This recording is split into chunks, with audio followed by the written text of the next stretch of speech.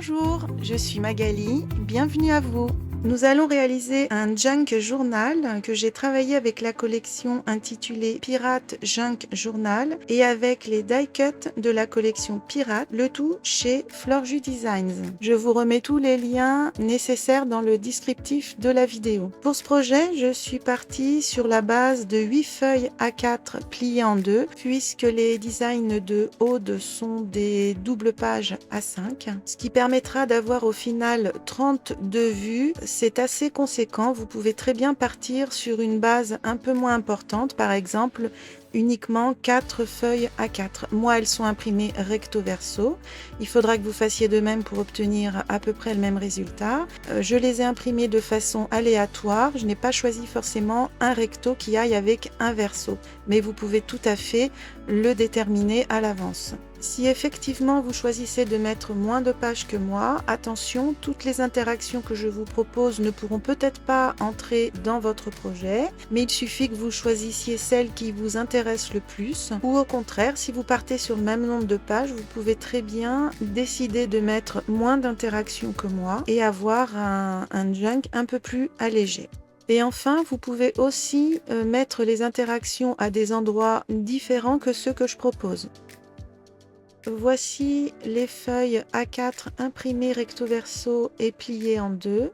Alors attention, moi mon imprimante me permet d'imprimer sans marge, donc le design exploite toute la surface du papier. Si ce n'est pas votre cas et que cela vous fait une marge tout autour de votre design, je vous conseille de ne rien découper. Vous le laissez en l'état, sinon ça va être compliqué par la suite quand je vais vous donner des mesures. Il sera possible de masquer toute cette bordure blanche par exemple en usant tous les bords des papiers tels que je l'ai prévu dans mon projet, vous le verrez à une étape un peu ultérieure, mais également en ancrant tous les contours. Je vous conseille de faire un petit essai avant d'aller plus loin pour pas risquer d'être déçu une fois que vous aurez tout fini votre journal. Ensuite, on détermine l'ordre dans lequel on souhaite faire défiler nos pages. Pour ma part, j'ai essayé d'équilibrer l'ensemble en mettant parfois des pages un peu moins chargées en design face à des pages plus chargées. Nous allons relier toutes ces doubles pages avec des charnières à réaliser dans un papier décor avec des morceaux de 4 cm de large sur toute la hauteur du journal, soit 21 cm. Et ensuite, nous les plierons en deux sur les 4 cm. Alors, je vous donne une petite technique pour pas vous embêter à plier en deux des petits bouts de 4 cm. Vous prenez votre papier décor en entier, vous venez faire un pli à 2 cm et ensuite vous coupez à 4 cm. Ainsi, ce sera quand même plus facile à manipuler. Et seulement après, je vous propose de déchirer les grands bords gauche et droite de cette charnière parce que c'est le style du junk journal que moi je veux donner. Si vous n'aimez pas, vous n'êtes pas obligé de le faire. Mais sachez que ça va permettre de rendre plus transparente cette charnière sur vos papiers. En quelque sorte, elle va mieux se fondre sur les papiers de fond et on verra moins qu'il y a eu un raccord. Bien sûr, je ne les encre pas de façon à ce qu'ils soient plus discrets. Ensuite, on prend nos deux doubles pages à coller. On vient mettre de la colle sur une première pâte de collage, on va dire, de la charnière. Et on l'applique bien bord à bord, en haut, en bas et sur la tranche intérieure du journal.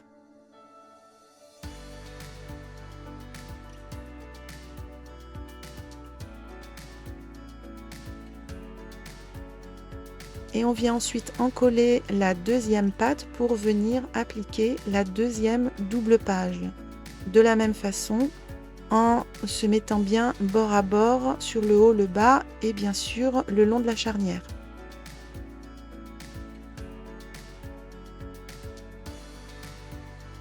On va procéder de la même façon pour toutes nos autres pages, en veillant à bien rester bord à bord au niveau de la charnière pour ne pas créer un décalage, un escalier.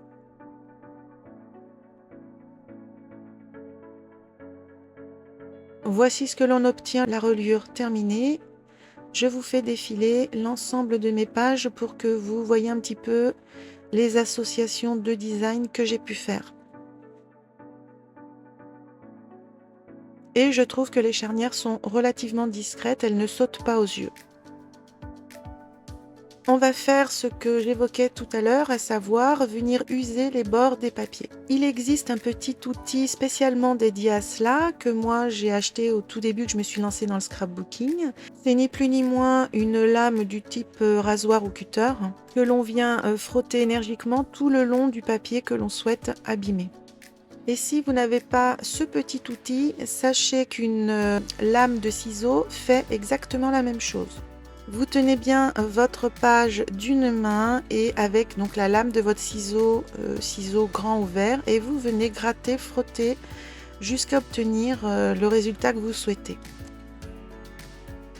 Ensuite, on vient ancrer tous les bords pour enlever un petit peu le blanc du papier et pour donner un aspect encore un peu plus vieilli.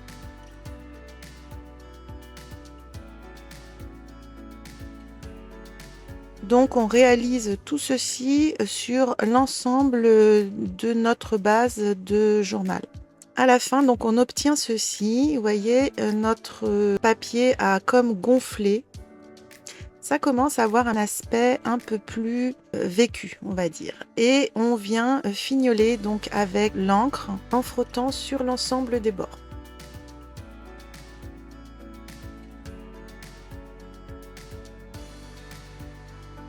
On pense bien à traiter également la tranche côté reliure. Je souhaite salir encore un petit peu plus mon journal en venant faire des taches rouges pour simuler du sang. Et pour tout ce qui est travail de projection avec les encres ou les peintures, je fais cela dans le fond d'un carton que je rehausse pour avoir un peu plus de profondeur parce qu'il n'est pas très épais. Je mets mon journal dans le fond, je prends ma peinture. Bon là, il se trouve que c'est de la peinture acrylique, ça pourrait très bien aussi être de l'encre, ce que vous avez. Et je ne pchite pas de façon traditionnelle parce que je veux pas que ça projette vraiment énormément de toutes petites taches. Je veux que ça fasse des taches un peu plus grosses, comme pourrait le faire du sang qui s'est un petit peu répandu sur le papier. Et je fais cela sur toutes mes pages. Voici le résultat. Et ça me plaît beaucoup. Ça apporte encore un peu plus de relief, de matière, de vécu. Et nous allons pouvoir attaquer notre première interaction. Ce sera un ensemble de pochettes superposées sur la hauteur de la page. Vous pouvez la réaliser sur n'importe laquelle de vos doubles pages. Moi, c'est ma 11e double page d'album. Je l'ai simplement fait sur un fond qui n'était pas extrêmement fourni en design, puisqu'il va être relativement caché par mes pochettes. Il faut 2 morceaux de papier design de 15,5 de large sur 10 cm de hauteur. Sur les 15,5 cm, on réalise un pli de 1 cm pour l'un des morceaux sur la droite et le bas du papier, et pour l'autre morceau sur la gauche et également le bas du papier. On marque bien les plis, ce seront nos pattes de collage. On prend le premier morceau dont les plis sont en bas et à droite. On laisse bien le pli à droite et on le découpe dans la diagonale, donc de la pointe gauche basse vers la pointe droite haute. Nos 2 plis sont toujours en place et intacts. On garde bien les chutes de papier, ça va resservir.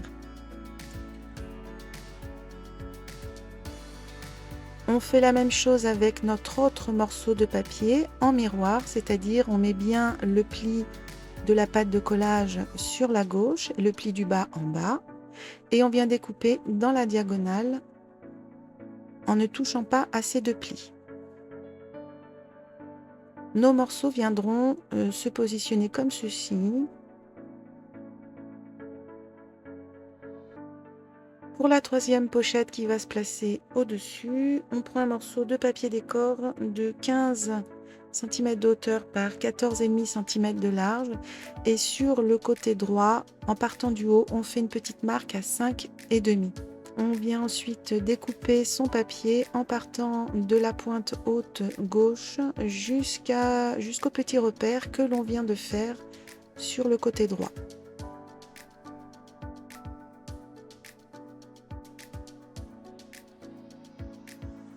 Ce papier viendra se positionner sous les deux premières pochettes et comme vous le voyez, il ne va pas jusqu'en bas de notre page. Ce n'est pas nécessaire puisque le bas sera caché par les deux autres premières petites pochettes. Et pour créer notre quatrième cloisonnement, on va réutiliser la chute de notre première pochette que l'on va retourner dans l'autre sens pour venir le positionner en miroir à notre grand morceau. On les retourne pour pouvoir bien les positionner correctement en mesurant du bas de notre grand morceau à gauche et à droite de façon à ce que ça reste esthétique visuellement. Et quand tout est bien en place, on vient déposer un petit filet de colle, attention uniquement sur le bord gauche. Et sur le bord droit, on met vraiment une goutte de colle sur la pointe. C'est histoire que l'ensemble se tienne bien quand on va devoir le coller sur notre page.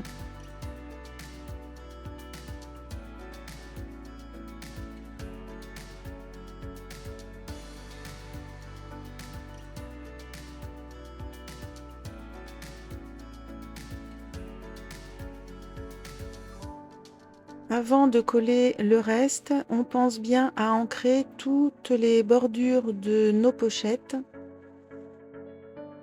Parce qu'après, ça sera vraiment plus compliqué une fois que tout sera collé dans la page.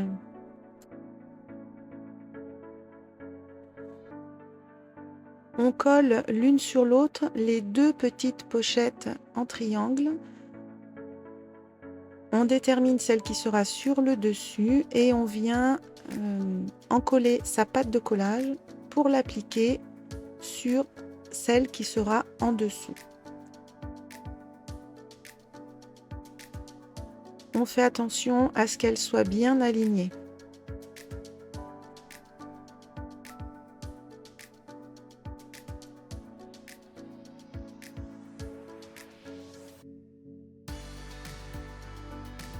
On vient ensuite coller sur notre page ce petit ensemble en collant uniquement la pâte de collage du bas. On s'aligne bien sur notre page et on veille surtout à ce que le journal se referme bien et ne soit pas gêné. On vient positionner notre deuxième morceau, toujours bien aligné par rapport aux premières pochettes et de façon à ce que l'on ne voit pas le fond de notre page. On le fait glisser jusqu'à l'endroit souhaité. Une fois que tout est en place, vous pouvez rabaisser les pochettes du bas puisqu'elles ne sont pas totalement collées. Moi, je travaille beaucoup à l'œil. J'applique une pression sur mon papier décor, je le soulève à l'opposé et je viens déposer un filet de colle tout le long du papier. Une fois qu'il est en place, je peux tranquillement venir encoller le côté opposé, donc toujours un léger filet.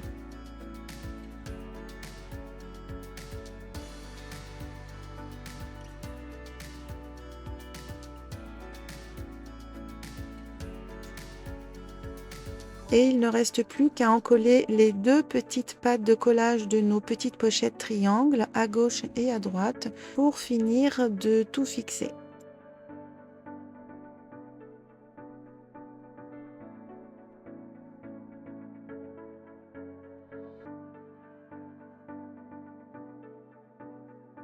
Pour la création des différents tags et livrets qui viennent s'insérer dans les pochettes, il y a un premier morceau de 10 cm par 7 cm. Sur le dessus, une petite composition avec une étiquette et un die cut de la collection de Aude. Un petit trou en haut du tag, un œillet en métal, un ruban. On réunit le tout et cela permet de mettre éventuellement des photos 6 par 9 ou du journaling. Pour le livret, c'est un morceau de 13,5 de hauteur sur 19 de large. Il est plié en deux sur les 19. Il est usé tout autour comme pour nos pages de journal. Sur le devant, une petite étiquette de la collection sur laquelle j'ai installé 4 petits brades. Pour le reste, c'est une petite composition avec une carte déchirée, un die cut et j'ai rajouté un petit morceau de mesquin tape que j'avais dans mes tiroirs et qui correspond très bien au thème pirate. Ici, un grand tag de 10 par 16 cm rehaussé d'un petit bout de mesquin tape. Et un dernier grand tag de 19 par 12 cm rehaussé lui d'un onglet que j'ai découpé avec une perfo de mon stock et découpé bien sûr dans une chute de papier de la collection. On n'oublie pas d'user tous les bords de ces tags et d'ancrer ce qui peut l'être si vous le souhaitez. Pour la décoration de la page qui sera en miroir, j'ai fait très simple puisque je le destine à plutôt une prise de notes. J'ai simplement décoré le haut, fait une petite composition avec mon mesquin tape, un petit morceau, une petite chute de papier de la collection et une étiquette vierge sur laquelle j'ai de nouveau installé 4 petits brades. Et vous constaterez d'ailleurs par la suite que je viendrai rajouter d'autres petits éléments par-ci par-là parce que je ne travaille pas toute ma décoration tout de suite d'un coup. Je commence tout doucement et au fil de l'avancement de mon journal ou du toute autre création d'ailleurs, je reviens sur d'anciennes pages, j'ai des idées qui me viennent après. Nouvelle double page qui pour moi correspond à la première de mon journal que je trouvais très jolie en l'état et il ne faut vraiment pas rajouter grand chose. Je me suis amusée à découper des die cut de la collection Pirate du feuillage pour le disposer aux 4 coins de cette double page et pouvoir venir insérer, coincer dans une partie de ce feuillage des emplacements photos de 2 tailles différentes. Donc faites très attention si vous optez pour suivre cette décoration de n'en coller vos die cut que vraiment sur les bords de façon à laisser s'insérer en dessous vos futurs emplacements photos. On n'oublie pas d'ancrer tous nos éléments avant de les coller. Donc il faut faire quelques petits repérages, voir jusqu'où vous pouvez mettre de la colle de façon à ce que cela retienne bien vos emplacements photos et il faut également veiller à ce que ce soit assez aisé de les retirer, de les remettre sans trop s'embêter ni abîmer vos die cut.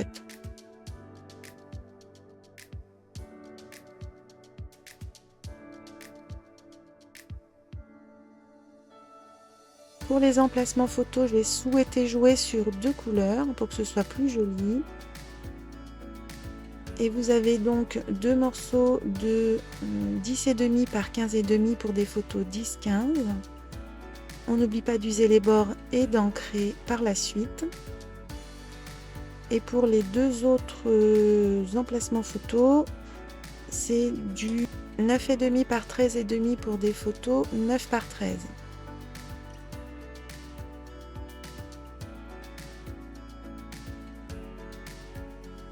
Je m'occupe maintenant de ma page de couverture parce que l'inspiration m'est venue entre-temps. Il faut un morceau de chute de papier de 11 cm de large sur 15 cm de hauteur parce que il faut venir déchirer le bas ainsi que le côté droit. Viendra ensuite se positionner une des pochettes d'angle de la collection. Alors elle vient chevaucher et la chute de papier et le fond de la page. Entre les deux, moi je mets un petit napperon en papier noir pour donner un petit peu plus de profondeur. je tâtonne, je cherche le positionnement. Je vous laisse un petit peu de vidéo, comme ça vous voyez comment je fonctionne. Parfois ça peut durer très longtemps,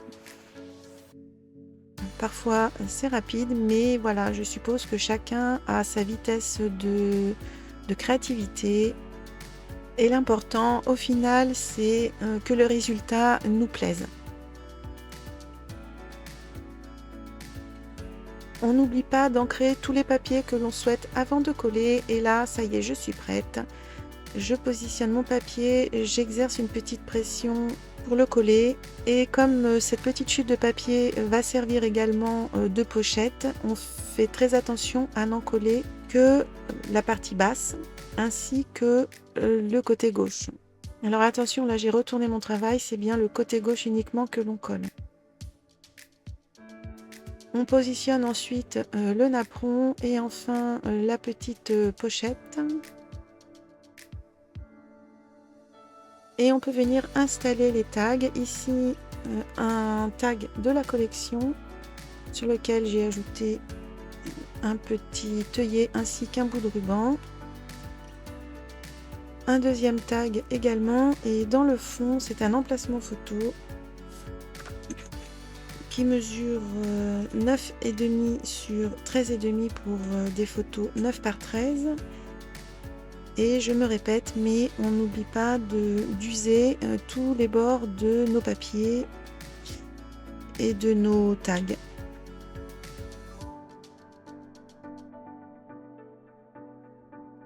Sur une nouvelle double page, je décide d'utiliser une des enveloppes de la collection de Aude qui viendra s'insérer comme ceci, s'ouvrir. En fait, son rabat va me servir à la fixer sur la page et je ne vais pas tout en coller en dessous de façon à pouvoir laisser s'insérer de nouveau des emplacements photos ou des tags pour du journaling. Comme je n'ai pas imprimé sur cette enveloppe un recto verso, le blanc n'est pas joli. Donc je vais venir le cacher avec une chute de papier qui va dépasser en haut en bas. Et je viendrai ensuite habiller de nouveau le début de l'intérieur de l'enveloppe avec une autre chute de papier. Bien sûr, au milieu, il faudra bien ancrer pour cacher ce blanc. Et pour info, dans mon journal, je suis sur ma deuxième double page. Et c'est parti, on commence par ancrer le pli intérieur de l'enveloppe qui sera visible.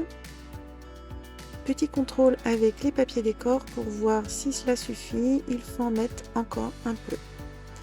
Ensuite, on ancre tout le reste des bords de l'enveloppe qui seront apparents.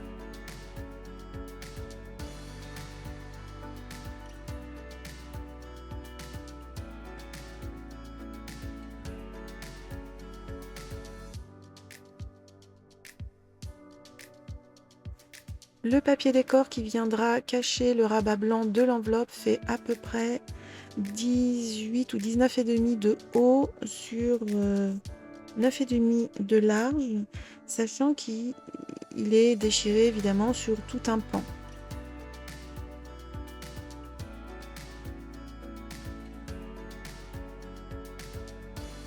Pour ce qui est du petit papier décor à l'intérieur de l'enveloppe, il suffit de prendre la mesure de ce qui est apparent et d'aller un tout petit peu plus en dessous dans l'enveloppe. Pour ma part, il fait 5,5 de large sur un tout petit peu moins de 15 cm de haut.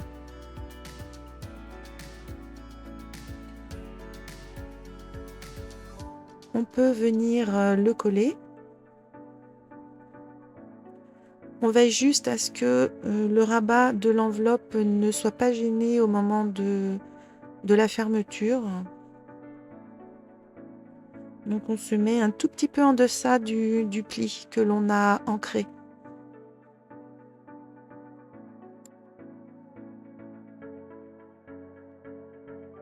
On peut finir de fermer l'enveloppe en venant coller ces petits rabats. Alors vous faites attention de ne pas aller trop loin par rapport au rabat.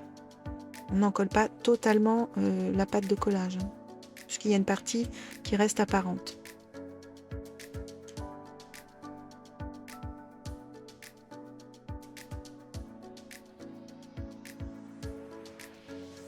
Et vous voyez, ça fonctionne très bien. À présent, c'est au tour de notre papier décor. Alors avant de le coller, on vient se positionner sur notre page pour que rien ne dépasse. On est obligé de mettre l'enveloppe un petit peu plus vers la droite quand même pour laisser un petit peu de place pour le futur remplacement photo qui viendra se glisser en dessous. Et quand tout est prêt, alors bon, moi toujours la technique, j'exerce une petite pression sur mon travail une fois qu'il est en position et je viens très vite en coller sur le rabat de l'enveloppe uniquement. Attention, on ne colle pas encore sur la page. Maintenant que c'est fixé d'un côté, je peux tranquillement venir finir de le coller toujours sur mon rabat d'enveloppe.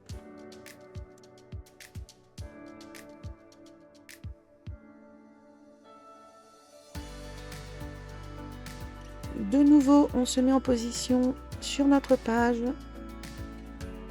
Moi, je ne voudrais pas totalement recouvrir la charnière, je trouve que c'est joli. Alors là, ne vous fiez pas à ce que vous voyez à l'écran. Ma photo rentre parfaitement, mais je n'ai pas soulevé mon enveloppe et donc je ne me rends pas compte que ma photo ne pourra pas s'insérer parce que mon papier du dessous étant déchiré, une fois qu'il sera collé sur son bord droit, la photo n'aura plus la place pour s'insérer totalement. Mais ça n'a pas grande importance, il suffira de redécouper un emplacement ou un tag à la taille appropriée.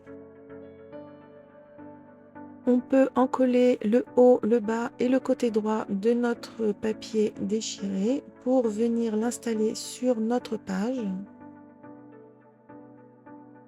Je le décale donc très légèrement vers la droite pour laisser un petit peu d'espace sur la gauche pour le futur tag ou emplacement photo qui va venir s'insérer de façon à ce qu'on puisse l'extraire assez facilement. Et là, maintenant que tous nos papiers sont bien collés, on voit très bien et on comprend le problème du manque de place pour insérer la photo. Vous voyez, il manque un petit peu, donc pas grand-chose. À l'intérieur de l'enveloppe, pas de problème, on peut insérer plusieurs emplacements photos 9 par 13. Je constate à la manipulation que mon enveloppe s'ouvre trop facilement et avec le poids des futures photos qu'il y aura à l'intérieur, ce sera encore pire. Donc on va venir installer une flippette pour la bloquer sur notre page. Dans une chute de papier décor, je découpe avec une perforatrice 2 ronds qui font à peu près 2,5 cm de diamètre. Je mets une flippette et un bras de côté, j'ancre mes ronds, je les colle dos à dos. Je passe un petit coup de lame de ciseau tout autour pour les user, comme le reste des papiers. Je viens perforer le centre de mon cercle avec une pointe et en le positionnant sur une mousse. C'est un emballage de récupération où il y avait des brades plantés dessus et c'est vraiment très pratique. Ça évite d'abîmer son tapis ou sa table de travail. Puis ça évite aussi de se perforer les doigts. Ensuite, je mets le brad dans le trou de la flippette, je mets l'ensemble dans le trou de mes petits ronds et je viens écarter les petites pattes du brad. Je mets tout cela en position ensuite dans mon journal, de sorte que ma flippette vienne bloquer mon enveloppe sans gêner son ouverture au moment de la faire basculer et sans gêner non plus la fermeture du journal. Quand toutes les vérifications sont bonnes, on peut encoller le rond en papier et venir le fixer, le positionner définitivement.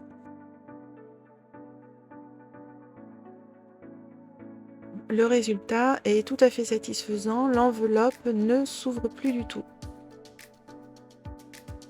J'ai eu envie de mettre cette petite étiquette, donner un effet de profondeur, de volume. Donc, comme il y a exactement la même étiquette en plus petit disponible dans les die cuts de cette collection, j'en profite, je la découpe, je l'encre et je viens la mettre sur des petites mousses 3D pour la positionner sur le motif étiquette de l'enveloppe.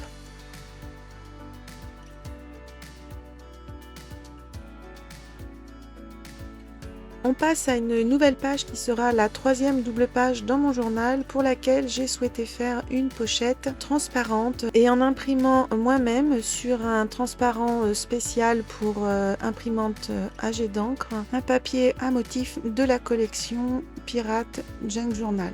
On découpe un morceau de 10 cm de hauteur sur 14,5 de large et on vérifie qu'il se place bien sur la page sans gêner la fermeture du journal. Si vous n'avez pas le même type de transparent que moi, vous pouvez prendre soit un calque, soit un morceau d'acétate, aussi appelé rhodoïde. Pour le fixer sur la page, on découpe 2 bandes de 1 cm sur 10 cm et une bande de 1 cm sur 14,5 cm. Le tout dans une chute de papier décor qui se rapproche de la page de base. Alors c'est pas obligatoire, mais moi je l'ai fait de façon à ce que ce soit le plus discret possible. On va venir placer ces morceaux de papier sous le transparent, en bas et sur les côtés, bien alignés sur les bords extérieurs et les agrafer.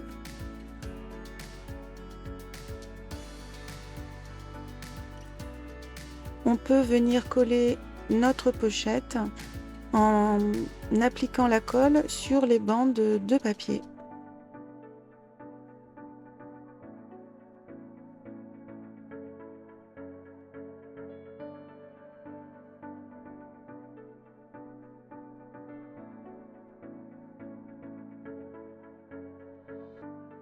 On réalise un premier grand tag avec un morceau de 12,5 sur 18 cm. On use bien tous les bords. On fait quelques déchirures ici ou là.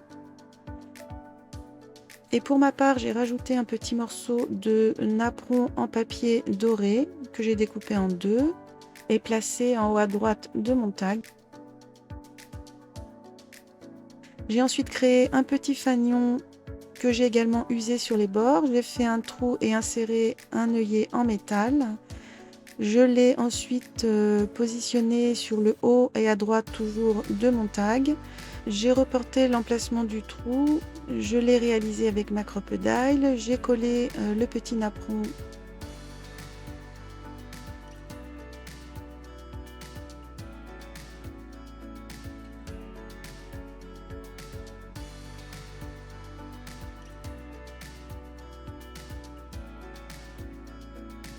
J'ai également mis un petit point de colle sur mon fanion.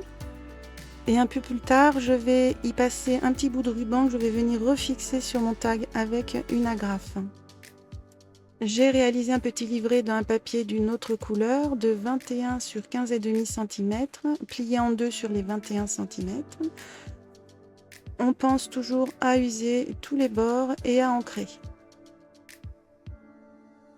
Attention quand je dis tous les bords, sauf bien sûr celui où il y a la pliure du papier.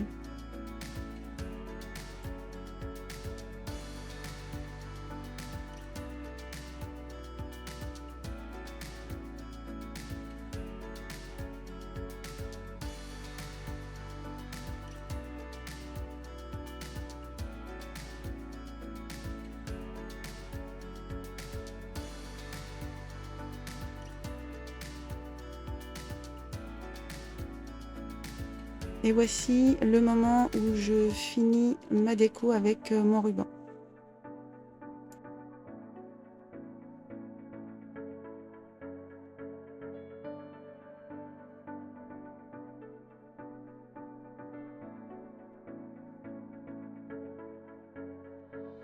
La séance touche à sa fin pour cette première partie. Je vous dis à très vite pour la suite dans une prochaine vidéo.